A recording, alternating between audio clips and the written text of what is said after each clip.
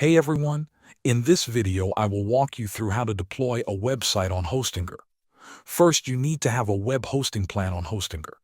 If you do not already have one, sign up for a hosting plan. Make sure it supports the kind of website you plan to build. Next, you need to connect your domain. Go to the domain section in your Hostinger dashboard.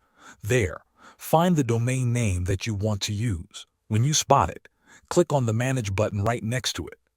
This will open the control panel for that particular domain.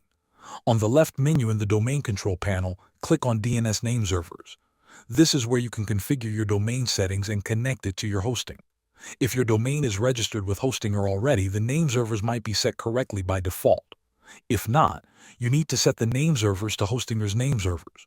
These values are available in your Hostinger account, usually in your Hostinger domain dashboard. Then, return to your hosting plan's dashboard and open the File Manager, which is under the Website section. Inside the File Manager, locate the folder called Public HTML. That is the root directory for your website where your files must go. Click into Public HTML and upload your website files. If you have a compressed zip folder, you can upload it.